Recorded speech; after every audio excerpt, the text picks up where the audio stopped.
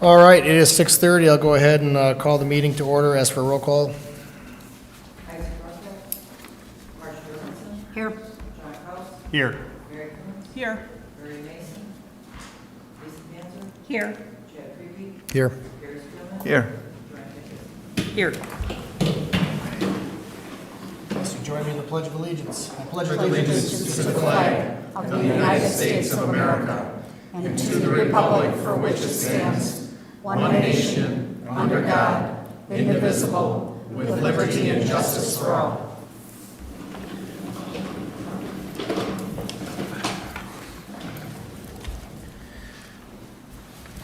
All right, we have minutes from the regular meeting on June 12th and special meeting on June 26th. I move for approval of regular meeting minutes of June 12th and the special meeting minutes of June 26th as written. Second. All right, we have a motion and a second then to approve the regular meeting on June 12th and special meeting on June 26th. All in favor, say aye. Aye. All those not, same sign. All right, thank you for those that are in attendance tonight. Thank you for those that are watching at home on YouTube channel. Appreciate being with us this evening as we discuss things related to the school district. With that, I do have, move on to one person here that signed up for public comment. So I will go ahead and read this real quick. In recognition of the privacy rights of individuals and employees of the district, the Board of Education prohibits any public comment on individual employees or constituents of the district and on matters in which the employee or constituent may be identified or inferred from the comments. And with that, I will turn it over to Fred Berger. Welcome. Thank you. I'm Fred Berger. I've been a bus driver for many years, have kids, their kids, and grandkids on the bus routes over the years. It's been coming to our attention many times, kids' behavior on the bus. We don't have any adult, otherwise supervisors, besides the driver, who cannot watch everything that goes on in the bus. Kids are jumping around seat to seat. This spring especially, young kids, I had 3 of them. I mean, they spread their legs in the last 2 seats over like this, hands up in the air. Now I'm driving 50 miles an hour down the highway. If I had to stop or make an emergency sudden stop, these kids would have, who knows what happened. I think it's very dangerous. I've talked to some parents about it. Some parents are home, some parents are not home. I've written kids up like we're asked to do. We have a paper trail which goes to the proper authorities, I assume. But the problem, after 1-2 days, it continues. I would like to think that the school board would consider a guide, an adult person, supervising the kids on the bus, especially grade school, middle school kids, maybe grade school. Middle school kids sometimes are better behaved. I've had kids doing somersaults in the aisle of a bus. I'm going down 151 at 60 miles an hour. I mean, if we had an adult person on the bus, I think you would have some law and order perhaps, and they could write up the people they see, not 1, 2, or 3. As a driver, we have to watch the road. We are responsible for taking the kids from their homes to school in a safe way and return them home. There's many drivers over the years who have come and gone. And I think if the school board would consider safety of the kids, it's a matter of time before someone gets hurt. I'm also wondering, while the kids do their spread the eagle seats over the aisle, if they get hurt, who is responsible? The driver is supposed to be in charge, but we cannot drive a bus safely and watch the kids at the same time. This happens again and again.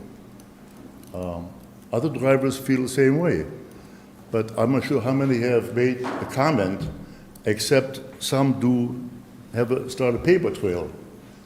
And I'm not sure where that goes, or how far, or what's being done. I've had an accident recently, well, last fall. I'm coming out of a driveway, going 10, 20 miles an hour, just around down the road. A car came at me around the curve, head on, to the bus, head on. Within a second, I swerved the bus to the right into a ditch. I didn't tip it over, but the bus was in a ditch, my right side. The driver of the offending vehicle struck the back end of a school bus and kept going, damaged the bus somewhat and her car. It turned out to be was a lady who was found out to be later on that same day intoxicated and charged with drunk driving. The next day I asked our dispatcher, did you find the offending driver? Oh yes. She showed me the film from the camera on her bus, how she came head on to me, to our bus, the front of the bus, head on. If I hadn't swerved in a ditch, I would probably killed her. She had a smaller car, and I have a school bus. So things happen. Luckily, the kids were not hurt. Some didn't even know because they're playing with their computer or doing whatever what kids do. There's been many other instances, but over the years I've had some close calls. I just hope no one gets ever hurt. But I think maybe if you consider a guide, an aid on a school bus, maybe one or two at one time on one or two buses, maybe we can solve the problem of better behavior of the kids. Thank you, that's all I have. Thank you. All right, thank you.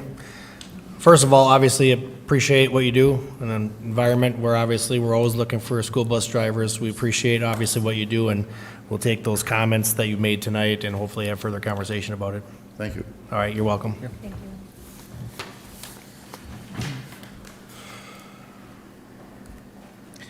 All right, moving on to the agenda then. If there are no corrections, look for a motion for adoption. So moved. Second. All right, we have a motion and a second then for adoption of the agenda. All in favor, say aye. Aye. All those not, same sign. All right, reports by administration, 8.1, we have the 23-24 preliminary budget and tax levy adoption and approval. Welcome. Thank you. Glad to be here. First meeting, up at the stand. Yeah. So I've had 4 days to prepare this, but it's going well. You will do just fine, and welcome. All right, thank you. So tonight, hopefully, we will be approving the 23-24 preliminary budget. This is a conservative estimate of what we now know, knowing that things will change prior to the adoption of the actual budget in October. Approving and adopting this budget tonight will allow the district to spend between now and that time. Just a couple dates to be aware of over the next few months. In July, so right now, DPI recently issued the equalization aid estimate, and hopefully tonight the board will approve and adopt the budget. Next month, we will be presenting the cash flow borrowing resolution at the August board meeting. In September, we'll have our third Friday enrollment count, and in October is when everything is going to kind of come together, and we'll receive the equalized property valuation. The aid will be certified by DPI, and we'll know our voucher information. Some revenue impacts for this budget to note. Obviously, we now have a biennial budget in place, so this is the first year of that. The increase in the per member base amount by $325 this year, and then also $325 next year. What affects Beaver Dam is the low revenue limit ceiling increasing to $11,000. That will significantly impact our revenue limit authority. We're also seeing an increase in the special ed categorical aid, and Currently, we are budgeting $742 in per pupil categorical aid. That has not been made officially yet, but that is what it has been in the past. Some more impacts from the revenue side of things. The district's revenue limit is anticipated to increase by just over 1.5 million due to that increase in the low revenue ceiling. We are also receiving a declining enrollment exemption of just over $1 million this year due to the estimated decrease of approximately 100 students, which will affect the 3-year average about 85. We're also budgeting a flat increase in the number of vouchers for the private schools. I would anticipate that going up, but it's really hard to estimate that up until October. So we do know that with this new budget, the voucher payments have increased, so we will see some type of increase in that. Equalization aid, the new biennium budget is adding a substantial amount of money for tax levy relief, and our equalization aid is projected to increase by about $268,000. This slight increase in aid will help lessen property tax values, but due to the significant increase in property value last year and the projected decrease in students, the district is viewed in the formula now as being more property wealthy than it was in the past.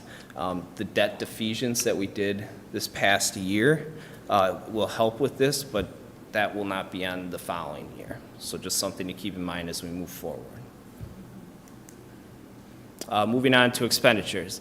What we know right now, our health insurance will decrease by 5%. Transportation has a budgeted increase of 5%.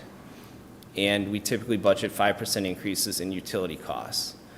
We do have some significant cost increase in our property and liability insurance. That will be in part just due to the insurance market as a whole is increasing, and we do have some significant workers' comp claims that are out there. So we're projecting a 23% increase on insurance as a whole. The 23-24 preliminary budget numbers. So this is the last year of ESSER funds, and I know Anne Marie has made you all aware and updated on that. So for Fund 10 revenues, we're projecting $42,424,000 this year. That does not include the last of the ESSER 3. We have $45,245,000 in projected expenditures. So without ESSER, we would be looking at about a $2.8 million deficit. However, we have just over $2.8 million in ESSER funds to spend this year, which would put us just over a balanced budget at $19,097. What I will introduce this year is the transfer to Fund 46. We don't currently have one, but this is a capital improvement fund that we'll discuss as we move throughout the year. And if we were to transfer this $19,000 into that fund, we would have a balanced budget of $0 going into next year. Moving on to the tax levy. You can see here the estimated change of the revenue limit is just over the 1.5 million, and the equalization aid increase of 268, which is just over 1% of our total budget. All of these kind of wrap into the formula to show that we have a tax levy increase in Fund 10 of just under 1.5 million, but a decrease in the total projected levy of just under $2,000, resulting in a mill rate decrease of 15%, or I'm sorry, 15 cents. If these estimates hold up,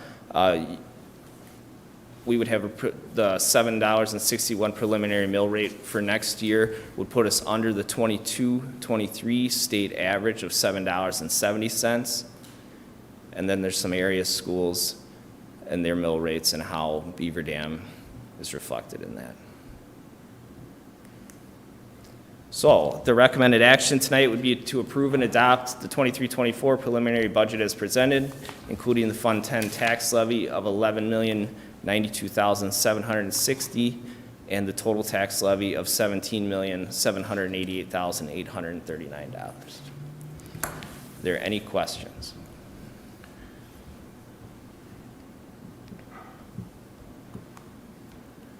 Pretty quiet board tonight. Questions? Pretty tight.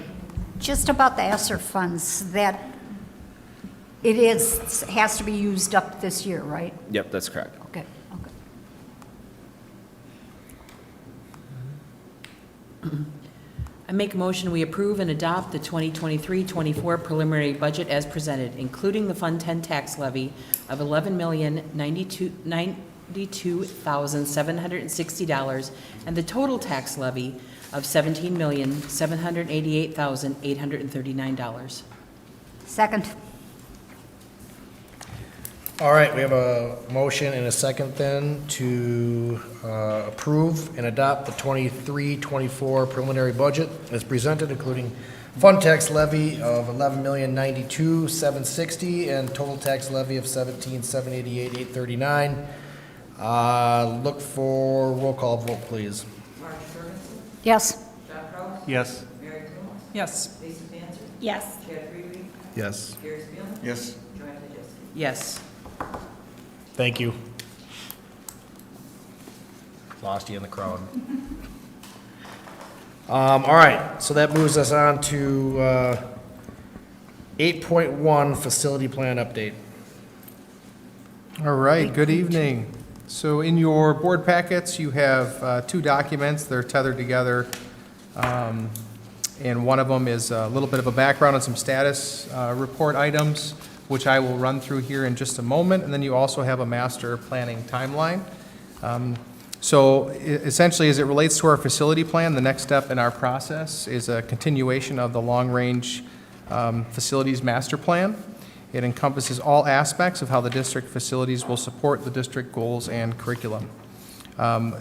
We are looking at the most current district current facilities analysis, educational adequacy, and potential maintenance needs. Those are going to be delivered as part of our efforts. As you recall, and I believe the community is obviously aware of, in the spring, the board had unanimously selected PRA and CG Schmidt as partners for us as it relates to our facility efforts. Those partnerships were based on previous positive past working experiences as well as costs. We have a core planning team that includes PRA, CG Schmidt, and representatives from the Beaver Dam Unified School District, and we will be meeting on a regular basis to review updates, discuss next steps, and ensure that information is regularly updated and shared with the board, our staff, and our community. So as far as actions that I just want the board to have context on this evening and also make sure the public is aware, our board will receive updates monthly and have additional opportunities to engage in discussions, including through established committee structures and board workshops as it relates to our facility plan.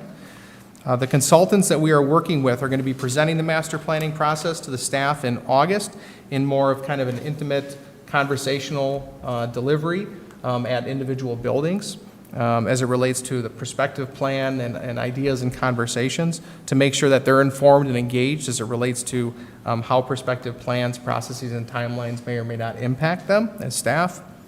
As part of the facility plan, renovations, upgrades to Washington Elementary School and other priority areas that are identified already will be considered, as well as exploring the prospect of a new middle school at some point.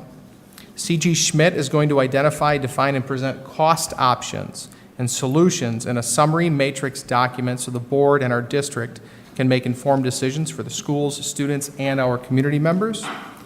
CG Schmidt is also going to continue to update an easy-to-share high-level timeline with key dates, milestones, and durations. All tasks will be prioritized, and all stakeholders will be informed along the way. CG Schmidt is also going to validate project pricing to ensure the improvements meet budget guidelines, address maintenance needs, and assist PRA in preparing the district for future steps in the process. In addition, throughout these efforts, school perceptions will be engaged to begin a survey development process in or around February of 2024.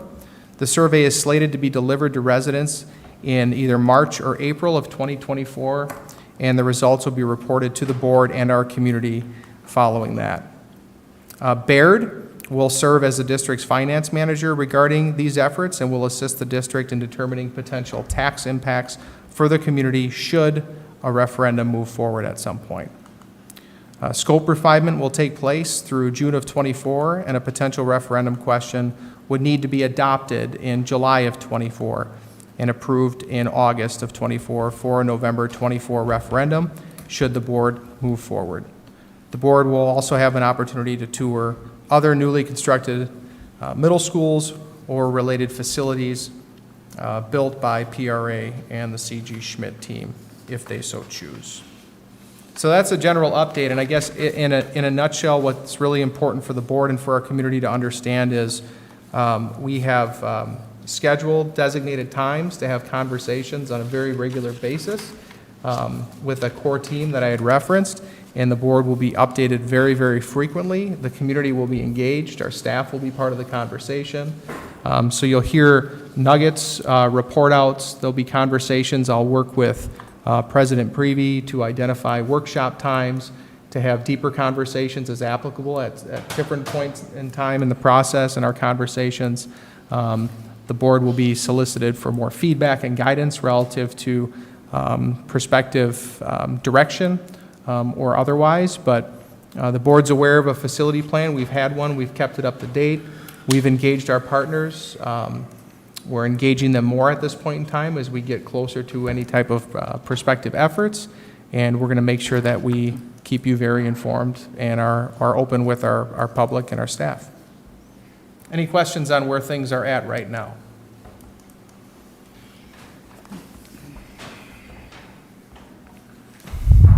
Anybody? Mark, what about the mention, anything on Wilson School and the childcare idea that we had been talking about? Yep, so as it relates to this particular facility piece, so I know I highlighted Washington and I highlighted middle school, partly because those were, maybe we say, the larger, more obvious investment opportunities. But other need areas will be part of the conversation, so that will be part of the context. Okay. Anybody else? All right, thank you, Mark. Thank you. That moves us on to reports by the board, starting out with 9.1, Operations Committee. Okay, the Operations Committee met on June 26th. Board members present were Isaac Dornfeld, John Kraus, Joanne Tyjeski, and myself. And the committee received the board's standing committee guidelines to review. And I was selected again as committee chairperson. Ms. Malkovich, Director of Business Services, provided a budget update, which included an overview of the approved state biennial budget as it relates to K-12 education. She reviewed current district budget realities that included an anticipated increase to the district's revenue limit authority due to the increase in the low revenue ceiling, using some remaining ESSER funds to close a potential budget deficit. CPI for 2023-24 collective bargaining is 8%. The health insurance renewal is -5%, and other expenses like utilities and transportation will increase by 5%. She reported that the district's shared costs will be higher due to the Fund 39 debt defeasance, which will positively impact the district's 2023-24 equalization aid. This is not an increase in revenue. It will only change the share of funding from state versus property taxes due to the revenue limit. She reviewed the staffing budget impacts and additional considerations related to staffing, ESSER funds, and equalization aid. Ms. Malkovich presented meal prices and student fees information. She explained that 2022-23 was the first year that families had to pay full price for meals since the end of the federal COVID programs. Participation had decreased in 2022 to 2023, and there was an increase in family account negative balances. She recommended no change to meal prices for the 2023-24 school year and to focus on ensuring that families who are eligible for assistance complete an application, encouraging families to become current on their meal accounts and to maximize participation in our meal programs. In addition, the administration recommends no changes to other student fees in the district. Example, registration, activities, athletics, etc. These recommendations will be presented to the board for action at the July regular business meeting, and our next committee meeting is scheduled for September 25th, since we have a board workshop in August. Questions for Marge? Marge, you're going to bring a motion forward, right? Right, for the meal prices and student fees. Don't know if I have it written down. Well, Marge is looking for that. Any questions for Marge regarding her report on the Operations Committee?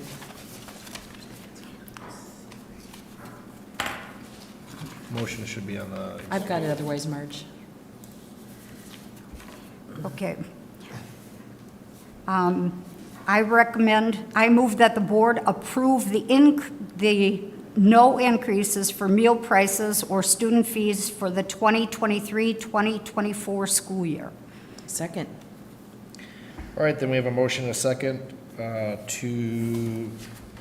for no increases to meal prices or student fees for the 23-24 school year.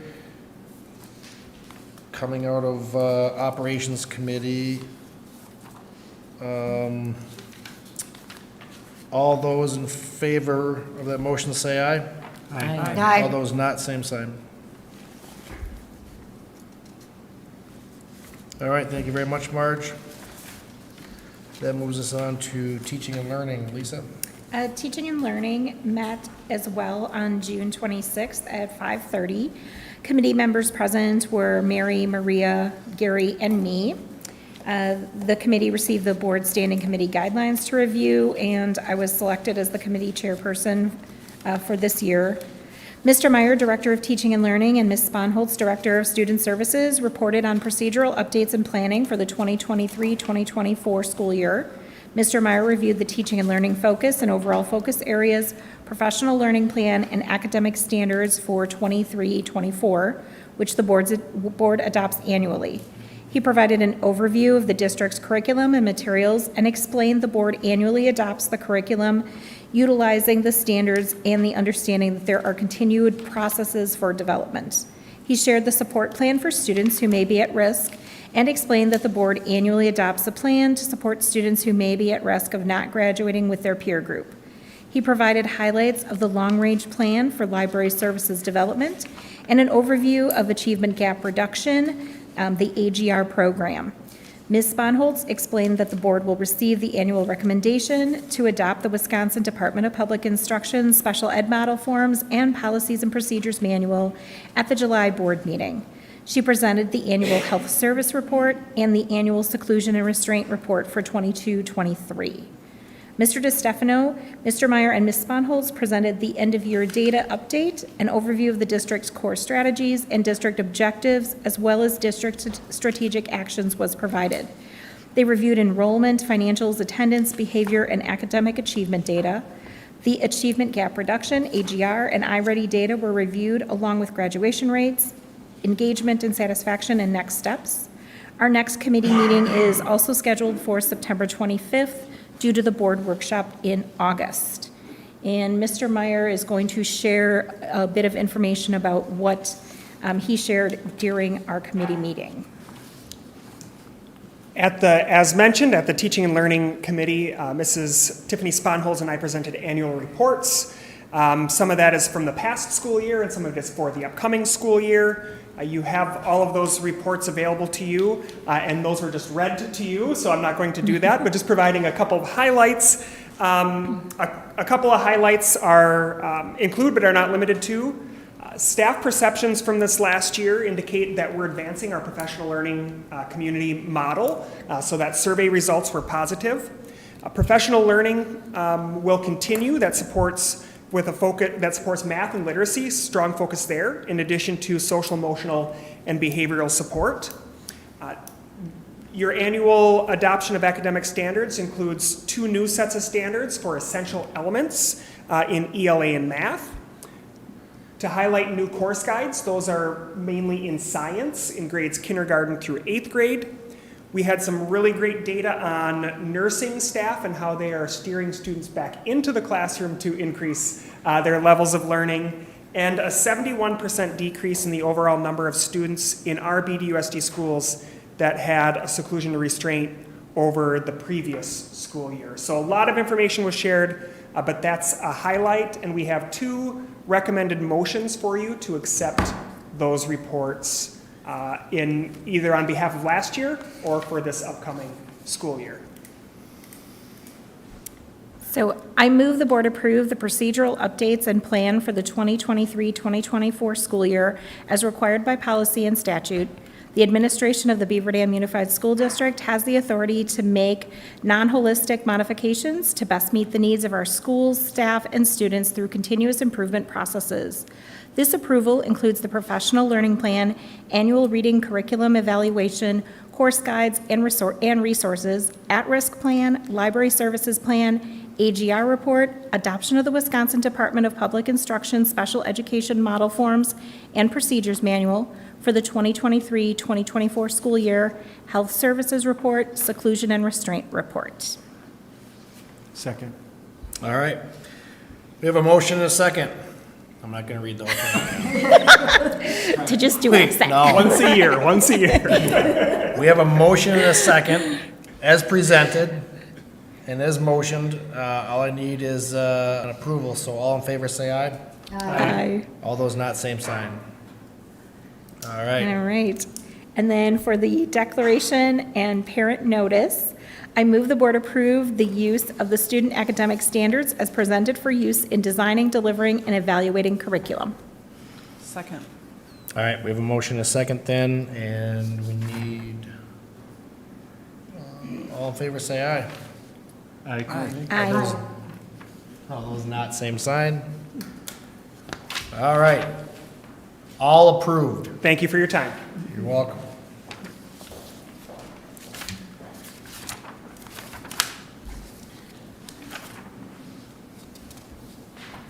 All right, that moves us then to 9.4, opportunity for the board to share out engagement opportunities they've been involved with over the last month. With that, I'll open it up to the board.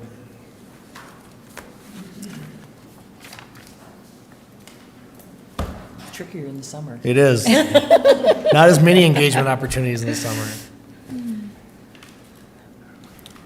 I did have the opportunity to sit in on interviews for some administrative positions, and it just is impressive that we get such good candidates that want to work in our district. So that's always a great thing. Anybody else?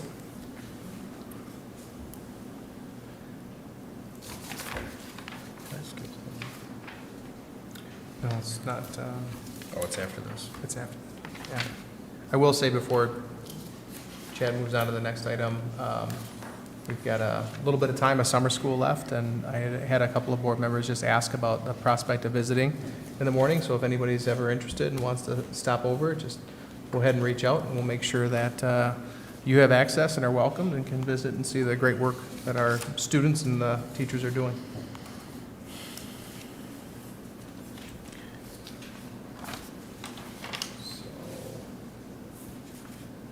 Valuations right here. 9.4, yeah. So you got cut off. Oh, we are doing Yep. evaluation, right? Supposed Yep, got it. All right, so next on the agenda is just a high-level summary of the annual board self-evaluation. So board members took the self-evaluation in June, and I summarized those results, and that has all been handed out to the board members. And I'll just take an opportunity here to just summarize some of the high-level results. So the annual board evaluation, self-evaluation process obviously gives us kind of a diagnostic of our board effectiveness, allows us opportunities to discuss strengths and weaknesses, and then obviously provides an avenue for continuous improvement. The rubric that we use currently looks at 6 categories: governance and superintendent relations, community relations, staff relations, business and operations, board leadership, and strategic plan. And then underneath those main categories, there are 19 specific subcomponents of that we individually looked at and rated ourselves in. When we add up the summative of the individual results, the evaluation results show that we are proficient and advanced in all areas of those 19 specific subcategories. There were 4 subcomponents that there were listed for potential possible improvements. And then myself and the vice president will review all the comments that were put through the self-evaluation process, along with those 4 subcomponents and all other comments for possible additional actions as we move forward. So I want to thank the board for taking the time to do that annual self-evaluation. And like I said, it provides an opportunity for us to continue improvement to be the strongest board that we possibly can for the district. So again, I appreciate your involvement and filling that out. Any comments or questions? Like I said, you got the results and specific comments that were made on that allowed John and myself a little bit of time to review those.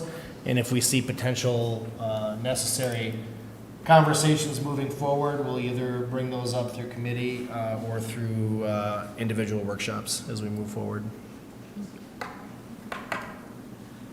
Good?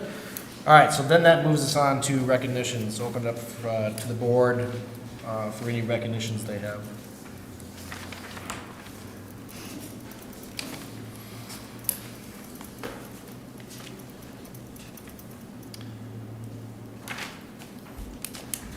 Mark? Anything? Yep, just going to echo the Move right sentiment regarding summer school again. Just want to continue to echo our appreciation for that. Also, our appreciation for the continued partnership that we have with organizations like the Y and with community care and other folks that help us take care of kids and work with families positively. And then also, as we're bringing on new staff members this time of year, and we have people either moving into the community or becoming more familiar with this community, I just want to thank staff and other community members that are welcoming to the new faces and other people that are joining the Beaver Dam family.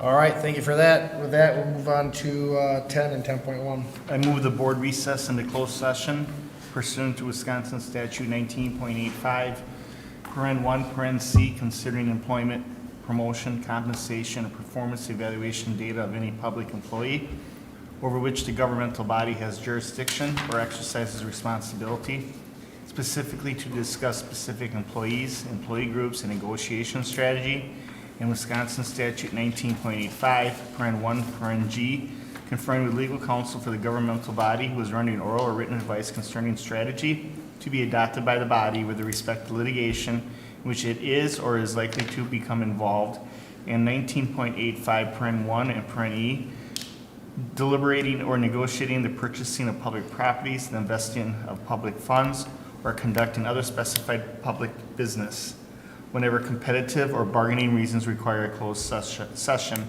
specifically to discuss and take action, if appropriate, related to litigation regarding retiree life insurance coverage. Second. All right, I have a motion and a second then to move into closed session. Ask for a roll call vote, please. Yes. Yes. Yes. Yes. Yes. Yes. Yes. All right, we will move into closed session and be back in a little bit.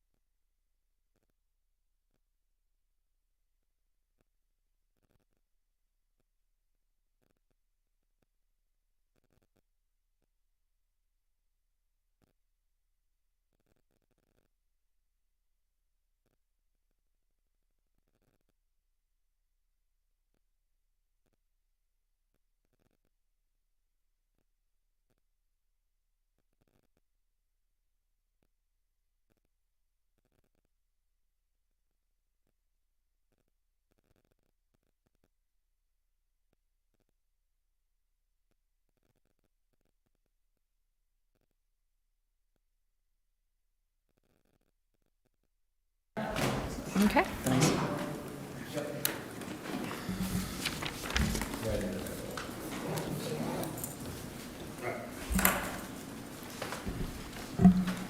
All right, we are back in open session, and I will allow Joanne to come with a motion. I move to approve the settlement agreement and policy release as presented. Second.